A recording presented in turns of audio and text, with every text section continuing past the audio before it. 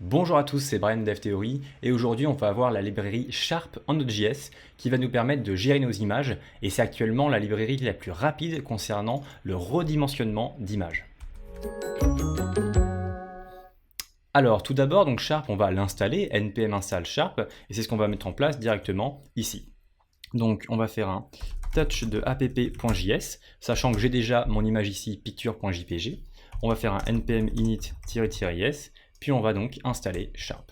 Alors l'image que j'ai actuellement, c'est une image que j'ai prise personnellement avec mon téléphone et qui est tout de même assez grande, elle est assez grosse, etc. Au niveau taille, c'est du HDR, donc on va être sur du 4MO, et en termes de pixels, on va être sur du 4600 pixels x 2100, donc c'est tout de même beaucoup. On n'a pas forcément besoin de ça, notamment si on est un utilisateur d'un site web et qu'on va uploader cette image-là en background par exemple. Donc comment on va faire pour la redimensionner, etc. Donc la première chose qu'on va faire, c'est qu'on va inclure notre module. Donc on va tout de suite aller ici, app.js, inclusion du module, et ensuite on va voir comment ça marche un petit peu. Ici on a soit les buffers, soit directement la location en fait, la localisation de l'image dans notre disque. Donc nous c'est ça qu'on va plutôt faire. Et derrière, on voit qu'on a plein de méthodes possibles. On voit qu'on a du rotate, du resize, du toBuffer, etc., du zen et du catch, ou la méthode async await. Nous, on va plutôt utiliser la méthode async await et on va gérer notre propre image. Mais on peut simplement voir ici qu'on peut également créer une image, ce qui peut être intéressant. Donc là, ce qu'on va faire, puisqu'on va avoir du async await, on va un peu encapsuler tout ça. Donc pour encapsuler tout ça, on va mettre du async ici, clac, une petite closure, et derrière je vais rajouter un point catch au cas où, avec un console.error de r.stack, tout simplement. Donc ça, c'est simplement pour avoir du await disponible. Maintenant que j'ai ce paquet-là, qui vous l'avez vu, est un peu lourd.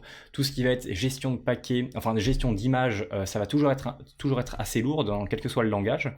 En fait, Sharp ici ne va pas utiliser ImageMagick, qui est assez connu dans la gestion d'images et à travers tous les langages, mais il va utiliser libvips. Et libvips, donc, c'est quelque chose qui a besoin de peu de mémoire et qui va être fait totalement en C. Donc voilà, Sharp va utiliser cette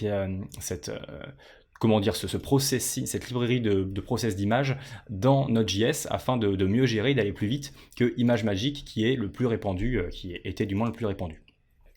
Alors maintenant, ce qu'on va faire, c'est qu'on va donc faire notre await.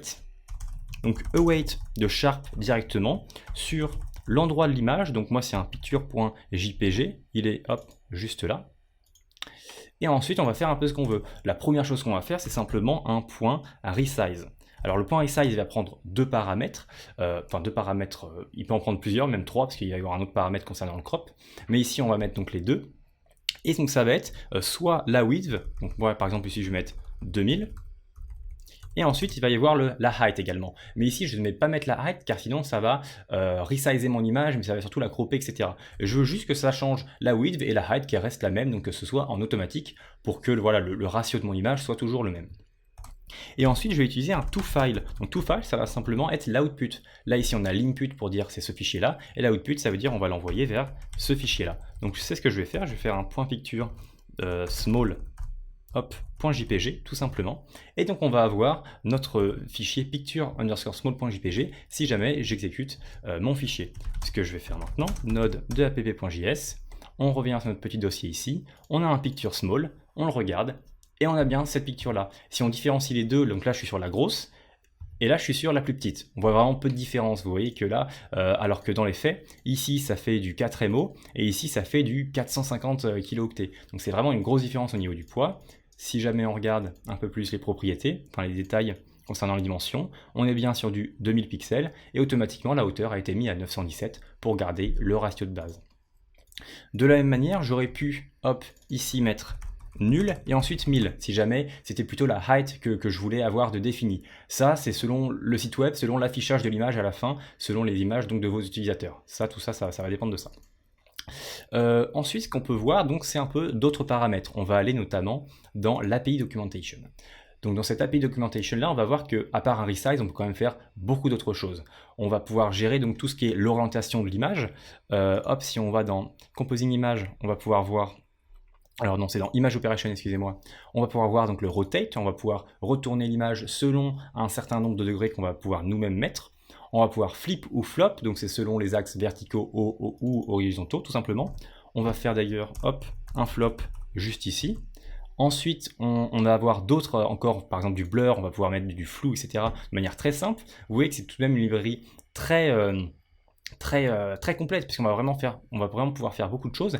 Et au-delà de gérer tout ça, on va même pouvoir gérer les couleurs en fait. Si par exemple je fais une image en noir et blanc, j'ai juste à mettre vraiment un point grayscale et c'est fini, mon image est en noir et blanc. C'est vraiment très intéressant. Derrière, on va pouvoir également gérer le niveau de transparence quand on va avoir une création d'image.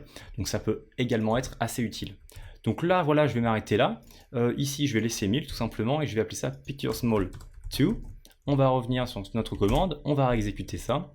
Et si je reviens donc sur mon dossier, que je n'ai plus apparemment, clac, bureau, data, développement, dev theory, vidéo, sharp.js, on arrive sur du Picture Small 2, et on voit bien que notre image a été retournée, qu'elle est maintenant en noir et blanc, et la hauteur est de 1000, si on regarde un peu plus dans les détails. Donc voilà, c'était un peu l'information assez rapide concernant la librairie Sharp. Vraiment, je vous la recommande si jamais vous avez une gestion d'image, de redimension, etc. à faire, car les utilisateurs qu'on peut avoir sur des sites web, etc. vont mettre vraiment des images n'importe lesquelles. Même si on leur dit les dimensions, le ratio à respecter, ils vont généralement pas le faire, ou du moins il y a une partie, il y a un pourcentage qui ne va pas le faire, il faut quand même gérer ça. Et afin de gérer ça, ce type de librairie-là, bien qu'elles soient lourdes, sont très importantes pour que après, notre site web global avec toutes les datas des utilisateurs soit tout de même assez légère si jamais on n'a pas des images voilà, de 4 MO, etc.